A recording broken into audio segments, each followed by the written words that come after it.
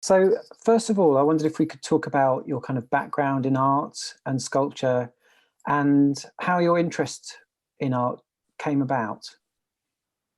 Um, I had always been artistically inclined from the time that I was very small, and I had a early love of comic books Yeah. that facilitated my interest in graphic representation. So I would copy comic book pages and draw my own superheroes and make my own stuff up, and that kindled my interest in drawing profoundly, which Hmm. continued throughout my childhood and into my teen years. And in high school, I became much more interested in fine art. I saw a very romanticized portrayal of Vincent van Gogh starring Kirk Douglas called Lust for Life while I was at a summer program for art at a university campus. And when I was 17, and from that point on, I just wanted to become a fine art painter. But when I got to college, the painting department was less than stellar. This was at the University of the Arts in Philadelphia. Okay. So I saw the sculpture department producing some pretty interesting things. So I switched my major to sculpture, and still vacillated throughout my time at college, because I switched to illustration for a semester, but then I switched back to sculpture again, semester or a whole year, I forget. I continued my sculpture studies in graduate school. Um, but during college and graduate school, I met a Russian, a Ukrainian born professor trained at a Russian academy. His name was Leonid Lerman. And he was like my Obi-Wan. He sculpted better than anyone I ever met, drew better than anyone I ever met, had a completely different philosophy about sculpting and drawing than anything I ever encountered in college or grad school in New York. So part of my reason for wanting to go study grad school in New York was so I could be closer to him, because he was in New York.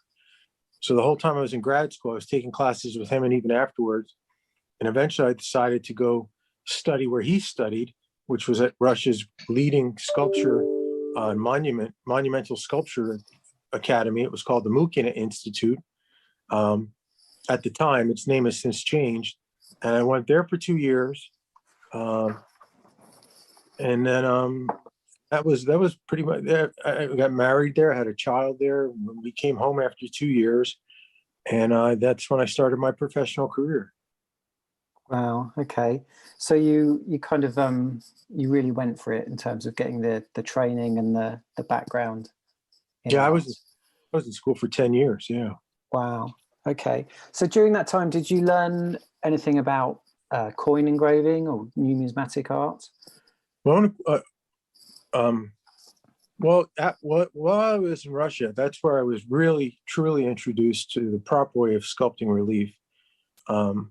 And I held up, we had, I was sculpting on like a piece of plywood, like a board, and I was doing a metal design. And as an example, I stuck a quarter, just a regular George Washington uh, um, quarter, Flanagan quarter, obverse, Hmm. on the board, so I could see it as a guide.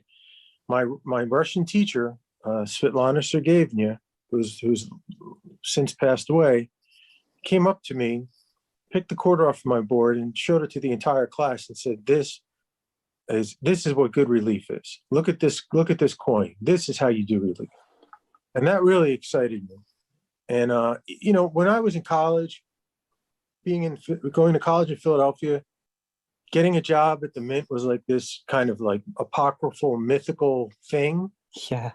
The former chief engraver Frank Gasparo was from Philadelphia, and he did the reverse of the penny. And it was I hate to use the word twice, but there was this mysterious, legendary status about the Mint. So when I was in school, basically there were just a handful of places you figured you could get a starting job as a sculptor. It was either the Mint, but that seemed impossible. There's a place called the Franklin, which was a private it's a private was a private collectibles, Yeah. fine art collectibles house. And then also this place called the Johnson Atelier, which did life-size statues and more. It was a foundry, but also sculpture studio. So those were the things that I always had in the back of my mind as an option. And the Mint always seemed like something that I wanted to do because I was told that I sculpted relief very well when I was in Russia. But again, it just seemed like this mysterious thing, you know. It didn't seem like something you could actually get a job with. Yeah. Because yeah, it's just, you know, it was like, yeah, there was a mystique about it, you know. Yeah. Sorry, Okay. go on. Sorry about that. No, no. So how did you kind of had that education? You went to Russia. You've spent 10 years studying. How did you then turn that into a career? Was Like it easy to find a job when you came back to the US? I came home and kind of went looked around for about a month, and I found a job at the place called the Johnson Atelier, the fine art foundry. Okay. And there I sculpted life-size figures and more for about 8 years. And I also took the initiative to get digital sculpting software for our department when it was apparent that the organization was going digital. Mm-hmm. So I spent many years after work and on the weekends teaching myself digital sculpting software. And I also took a community college class in that direction. But, you know, I was kind of like thinking about getting a job in film or video games or this kind of thing. I didn't really ever I didn't foresee that there was a way that I could leverage my new digital sculpting skills into a career making actual sculpture other than like somebody's assistant or something like that. Because that's what I did at the foundry. I would make models for famous artists, but it would be their product, you know. Okay. So then the opportunity at the Mint presented itself, and I took advantage of that, and I started here in 2005. I think it was August of 2005, July or August. Okay. And what do you remember the first coin you worked on? Yes, I did a design for the Utah State Quarter under the mentorship of future Chief Engraver John Mercanti. He was not the engraver at the time. He was just kind of like the unofficial department head. And he shepherded my design along, and it actually got picked. So I sculpted the Utah Utah State Quarter, and following that, my design for the George Washington presidential $1 coin, the golden dollars, they were kind of popularly known. I did Washington, I did Jefferson, I think I got Martha Washington,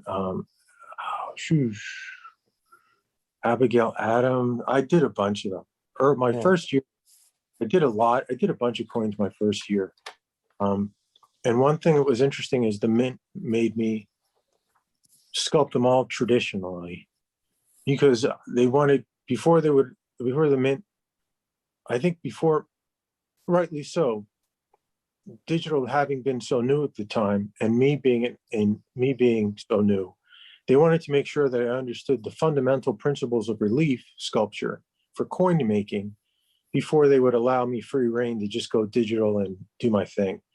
So I learned a tremendous amount, even though I had a lot of experience sculpting stuff relief traditionally.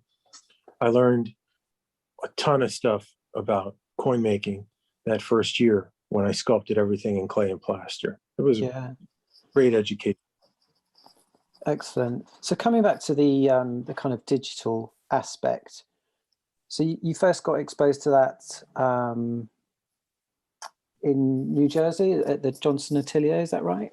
It was in Princeton. It was in the Princeton area, and I got exposed to the idea of digital there, but I was the one that I want to phrase this right. I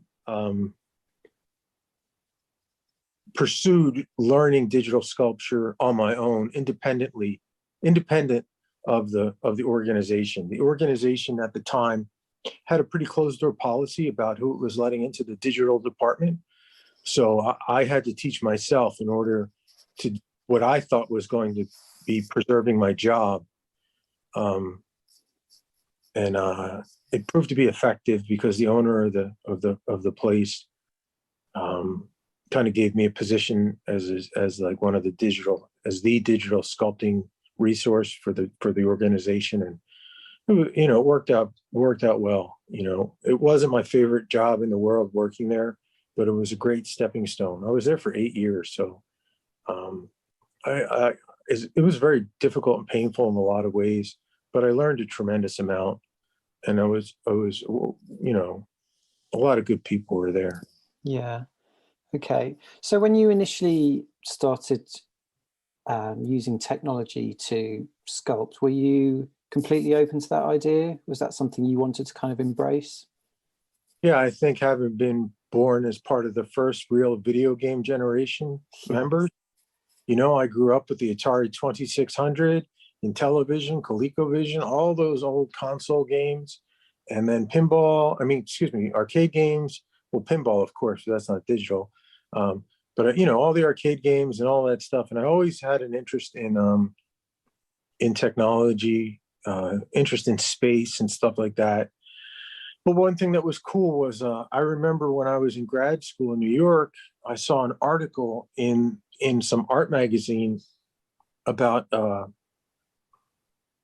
production of portraits via scanning and then CNC milling, computer numerically controlled milling machines, which are like it's like a regular mill, but it moves around in space on an arm, and it cuts things out of stone or styrofoam or things like that.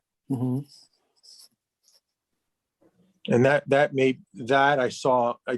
it kind of felt like to me at the time that despite the fact that I was working in just with clay and charcoal and stuff like that, something spoke to me that I don't want to sound like I was prophetic or any pretentious stuff like that, but I definitely got a little twinge in my stomach saying that this was the future. Yeah.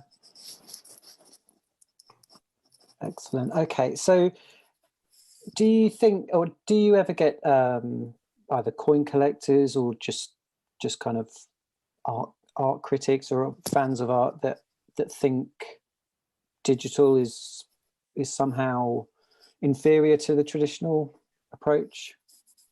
I think in all branches of professional, I won't say fine art, but any type of professional art, say it's coins or collectibles or anything like that, there was a bit of a controversy early on as to what was better, traditional or digital. And I know that it was met with some skepticism by different folks that I've worked with over the years early on in getting into it. But I think that dialogue has kind of come to an end, and it's been resolved very peacefully. And now it's more of a question of, efficiency without a sacrifice of quality. And as long as, like, my goal, I started sculpting digitally for the Mint. Like, my goal was like,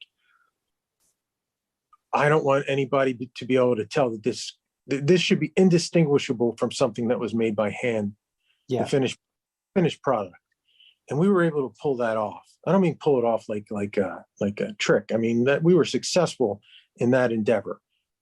I did the digital sculpting part of it, but then they had the tooling side of the manufacturing part of the division that handled making the steel that's to create the actual coins. And through a concentrated team effort, we were able to bridge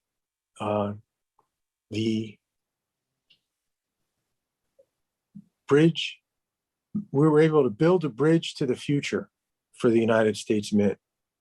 And I think thereby for the rest of the world, because I honestly think, with all due respect, in terms of the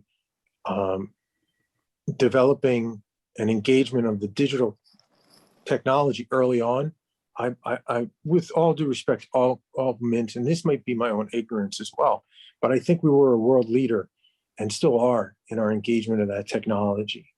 Yeah. not because of me or anybody else, just because it's nothing. Engravers, artists, you get a lot of credit, and that's cool. You get your initials on the coin, and that's a tremendous honor. I don't want to downplay that, but the reality of it is every single product that's made by any mint is a team effort, and depending on the workflows of the respective organizations, it takes a small army of people just to get out the master tooling part of it. You know what I mean, right? By master tooling, Yeah. the stuff that gets disseminated throughout the rest of the mints, so that facilities, so that they can make their respective products.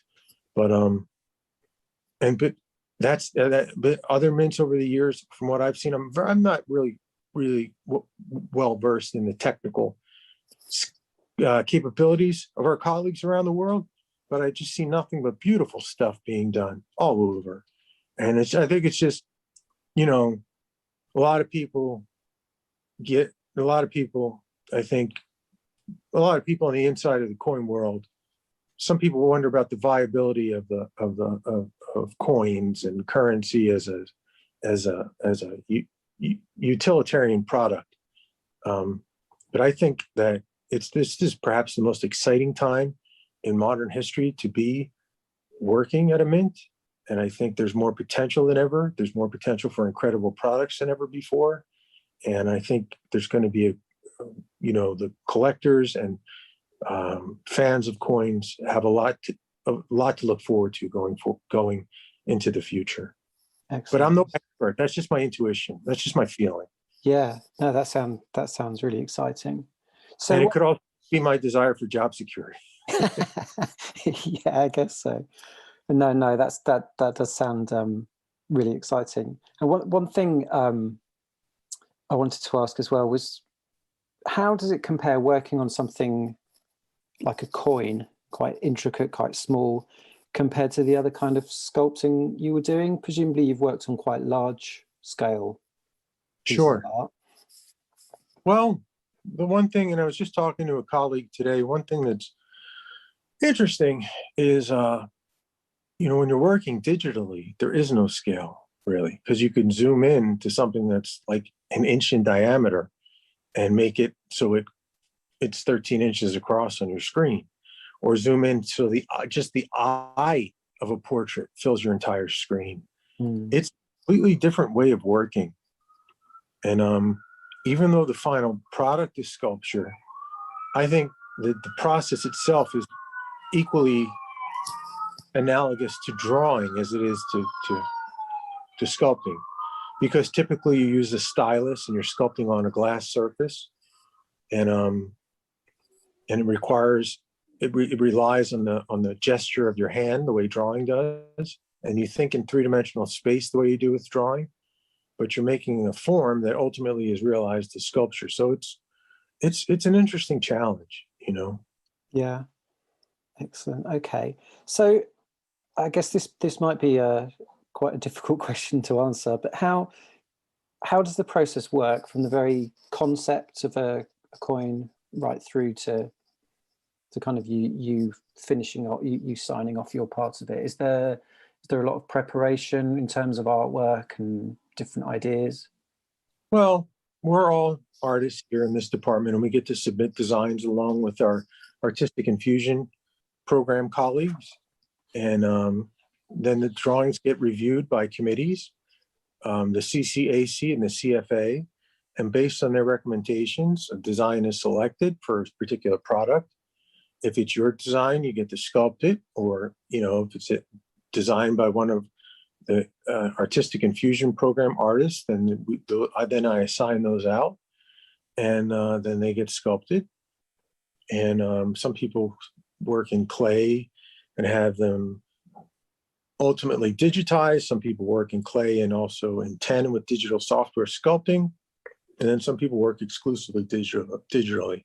There's no imposition on there's no requirement that anyone here work any particular way. The only requirement is that they work the way that's best suited for them to make the best possible product. And then once that process is finished, in tandem, the medallic artists, as they're called, as I used to be called, work in tandem with what are called product design specialists. These specialists are also artists themselves, and what they do is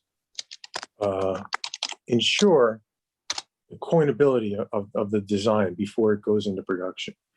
So that's basically it. You know, we have a very practiced and successful pipeline in this side of in this corner of the Mint, and we're very fortunate to be, I think, to be able to play the part in the process that we do, and it's a lot of responsibility, and everybody here takes it really seriously.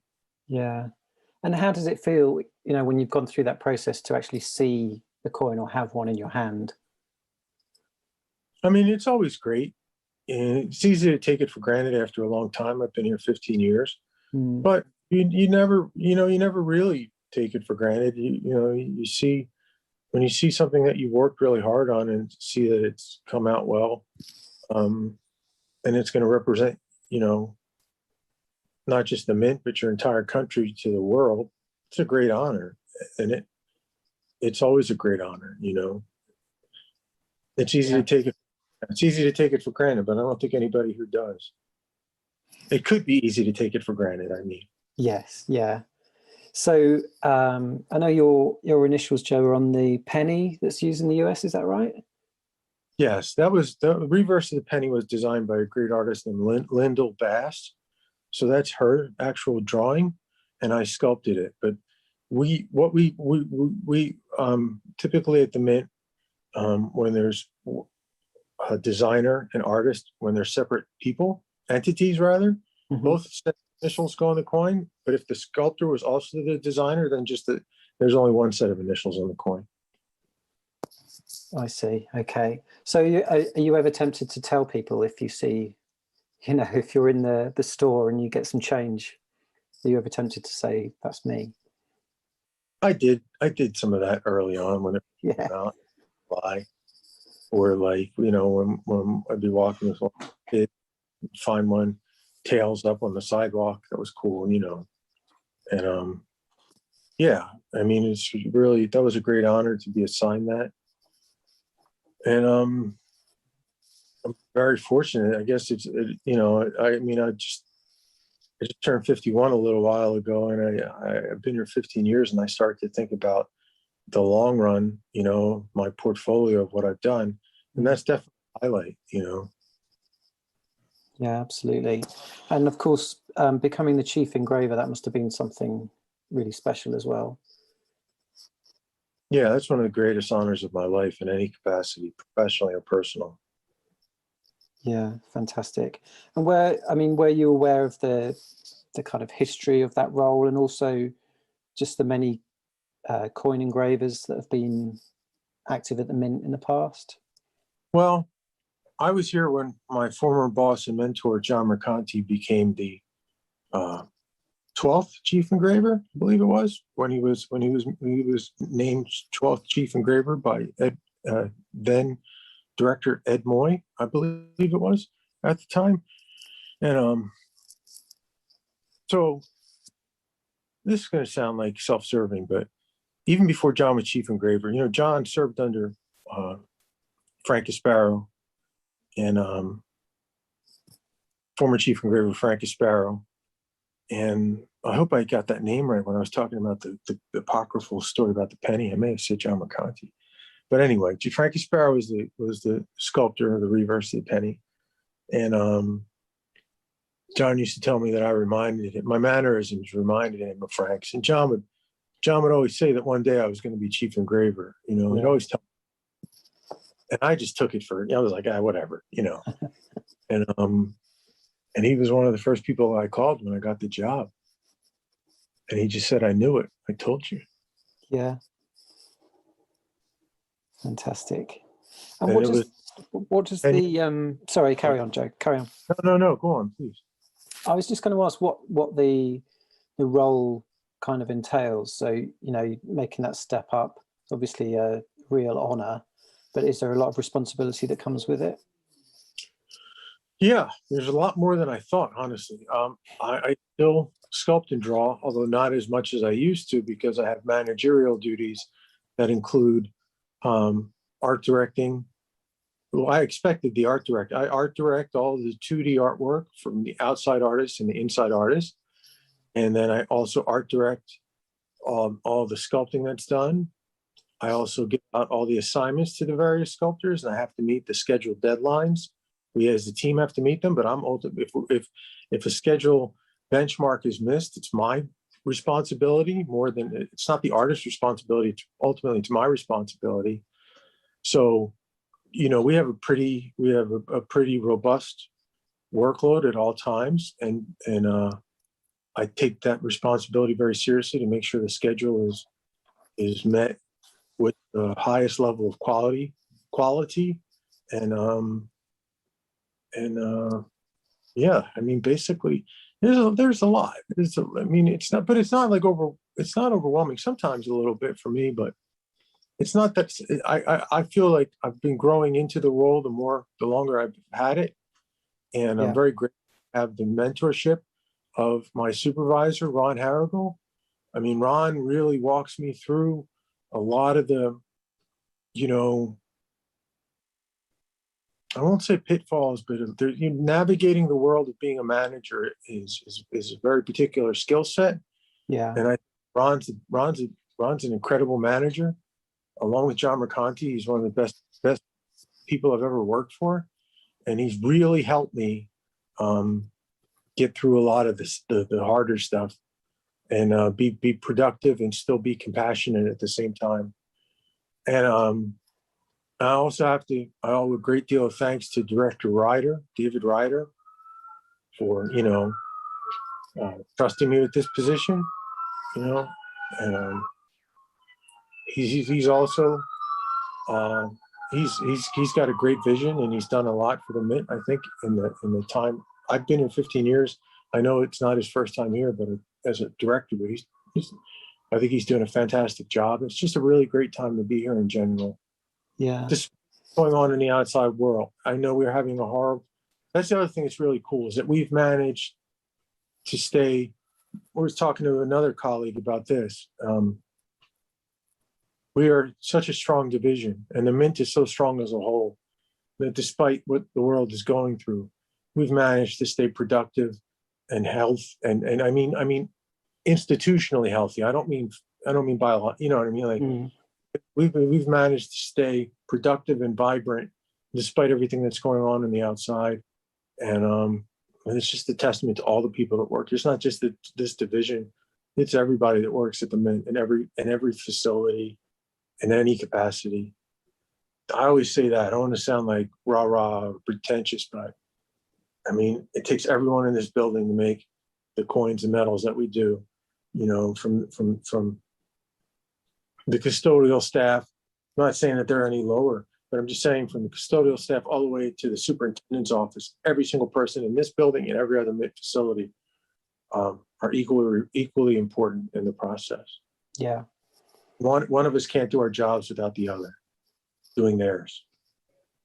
Yeah, that's fantastic to hear. It's such a difficult time for everyone around the world, but to hear those kind of, even if it's from a kind of a work perspective, to see people coming together and getting on with things and doing the best they can, is fantastic.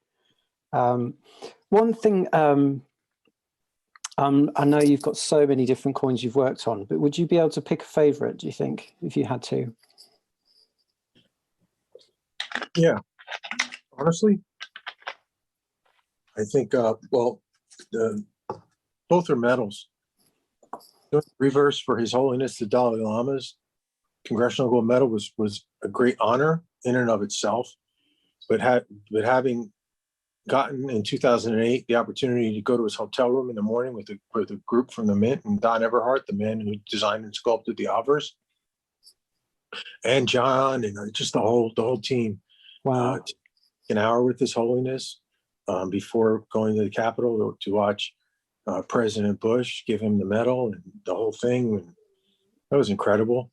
But then also having done I designed and sculpted the,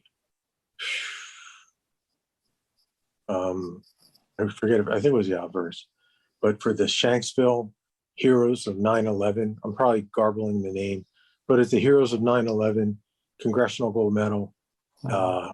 the Shanksville, Pennsylvania site medal, designed and sculpted the obverse of that, and that just as a as a as a as a sculpture and design and piece of art, that's probably the most important thing I've ever done in my life. Just for what commemorated. Mm. Well, that's really kind of such a poignant thing to have to do, isn't it? Or responsibility. So, I mean, how do you kind of approach something like that that's so emotional? And how do you, is there a way you can kind of put that emotion into the design, into the artwork? Well, I think having studied monumental sculpture in Russia and learning how to invest yourself in the creation of a memorial or monument um, lent itself to my approach, doing either commemorative coins or medals that honor particular recipients in a certain way. It just, basically, I think I try and imagine what this product's going to mean to the people who it's going to mean something to. Hmm. And I try and make it with an eye towards, you know, being worthy of um, being worthy of their cherishing that object that you have a hand in making. Yeah, yeah. Okay. Um, that's kind of brought me to the end of the questions. One final question. It's just what kind of what does the future hold, do you think, for the US Mint? And do you have any kind of projects that are on the go at the moment that you can tell us about? I think the future of the mint is best described by people above my pay grade. But I wouldn't be here if I didn't think that this was not the place to be for me until I retire. I think the future of the mint is bright, and I'm very grateful for the opportunity to be here, and however long that is, I will be grateful for it to the end. And we're always working on new stuff. I'm never allowed to talk about it, but I can assure you that my goal is that as chief engraver is whatever we do is always going to be the best thing we've ever done. So I would just look forward to continued high standards being met and presented to the American people and the world as a result of our efforts, collective efforts. Yeah. Okay. And with your kind of experience in comic books or love of comic books and sci-fi, that kind of thing, do you think there's any kind of future projects that might combine both of those interests for you in terms of coin projects? If I were to retire, and then I could do different things for different minutes to do license stuff. But I have a very active personal side profile where I do collectibles and work in that world. So it kind of Mm. satisfies that that that interest. So I feel very fortunate that I'm able to enjoy my passion for fantasy, sci-fi, and comics, and still be chief engraver of the U.S. Mint and execute the profound duty of serving the mint and the country by my modest efforts here. I guess I want to say again. I hate to sound like I really feel this way. I really feel strongly about being here. I think it's like I'm really lucky to be in this job. They could have picked anybody else they wanted to, and they picked me. So I feel very lucky. Okay, that sounds like a great combination of interests if you can do both of those things successfully. I think as a community of artists around the world participating in this craft, I think it's very, very strong. And great work is coming out. So, I mean, yeah, we're all individual mints and all that stuff. And of course, my mint to my country comes first, but I do have a profound respect for my colleagues around the world. And just like I would as in any other branch of sculpture, I try to keep universal perspective of what's going on, because you can only learn by looking at other people's work. It's never going to hurt you, or if you insulate yourself too much, you wind up becoming repetitive, and I think that's a boring thing. Yeah. So do you collect any coins yourself? I don't really buy my own coins because my mother has bought all of them in triplicate going back. Okay. So she pretty much buys most of what I do, and I have that collection in safe hands. Yeah, no, uh, I really don't buy any art products that I participate in. It's not, you know, it's not because I don't think they're good or anything. It's just like, I'm always thinking about the next one, you know? Yeah. Yeah. Okay. Well, that's great, Joe. Thank you so much for your time, and good luck with everything at the Mint. Um, and stay safe. Thanks so much for your time. You too. Thank you so much for having me. I really, really appreciate it. I hope this is useful for anyone that hears it, and I really appreciate being able to participate. And again, thank you. It was very honored. Thanks, Joe. Speak soon. All right.